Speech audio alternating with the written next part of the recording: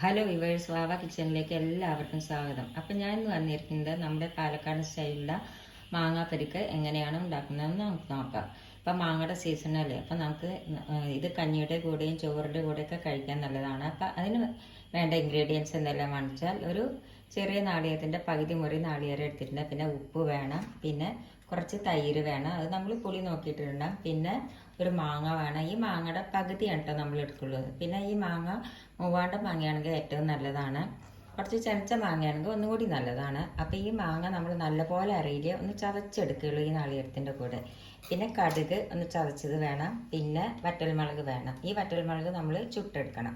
പിന്നെ വറുത്തിടാനായിട്ട് കരിവേപ്പിൻ്റെ ഇല, വറ്റൽമുളക്, കടുക്, ഇത്ര സാധനമാണ് വേണ്ടത്. അപ്പം നമുക്കിനി ഈ മുളകൊന്ന് ചുട്ടെടുക്കാം. സ്റ്റവ് കത്തിച്ചിട്ട് ഇതേമാതിരി ഒന്ന് നമുക്കതൊന്ന് ചുട്ടെടുക്കാം. അപ്പം ഇനി നമുക്കൊരു മിക്സിയുടെ ജാറിലേക്ക് ഈ നാളികേരം, ഉപ്പും വറ്റൽമുളകും കൂടി ഒന്ന് അരച്ചെടുക്കാം. നാളികേരം അരച്ച് കഴിഞ്ഞ് ഇനി അതിലേക്ക് ഞാൻ ഒരു മാങ്ങ എടുത്തില്ല, അതിൻ്റെ പകുതിയാണ് കേട്ടോ എടുത്തിട്ടുള്ളൂ. മൂവാണ്ട മാങ്ങ എടുക്കാൻ ആണ് ഏറ്റവും നല്ലത്. ഇനി ഇത് ഇട്ടിട്ട് ഒന്നും കൂടി ഒന്ന് കറക്കിയെടുക്കാം. ഇത് നല്ലപോലെ അരയേണ്ട, ഒന്ന് കറക്കിയെടുക്കാം നമുക്ക്. അപ്പം മാങ്ങ ഇതിലിട്ടിട്ട് ഞാൻ ഒന്ന് കറക്കിയെടുത്ത് അതിലേക്ക് നമുക്ക് ഈ കടുക് ചതച്ചതും കൂടി ഇട്ട് കൊടുക്കാം. ഒന്ന് നല്ലപോലെ ഒന്ന് ഇളക്കിയെടുക്കാം, അല്ലെങ്കിൽ ഒന്ന് കറക്കിയെടുക്കാം.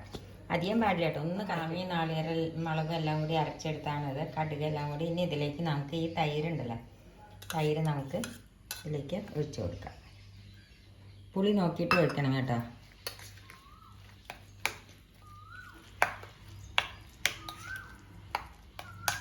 ഇനി നമുക്കിതിലേക്ക് കടുക് വറുത്തിടാം. അതിനായിട്ട് ഒരു ചീഞ്ചട്ടി എടുത്ത് വെച്ച് കുറച്ച് വെളിച്ചെണ്ണ ഒഴിച്ചു കൊടുത്ത് എണ്ണ ചൂടായി അതിലേക്ക് നമുക്ക് ഈ കടുക് ഇട്ട് കൊടുക്കാം. കടുകൊന്ന് പൊട്ടട്ടെ.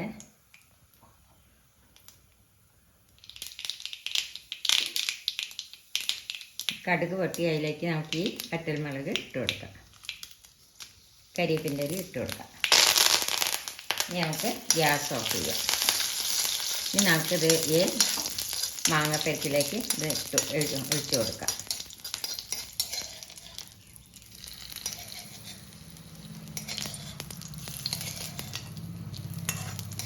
അപ്പം നമ്മുടെ ചോറിൻ്റെ കൂടെയും കഞ്ഞിയുടെ കൂടെയൊക്കെ കഴിക്കാൻ പറ്റിയ പാലക്കാട് സ്റ്റൈലിലെ മാങ്ങാപ്പരിക്ക് റെഡിയായി. എല്ലാവരും ഇതൊന്ന് ട്രൈ ചെയ്ത് നോക്കുക. ഇഷ്ടപ്പെടുകയാണെങ്കിൽ ഒന്ന് ലൈക്ക് ചെയ്യുക, ഷെയർ ചെയ്യുക, സബ്സ്ക്രൈബ് ചെയ്യുക.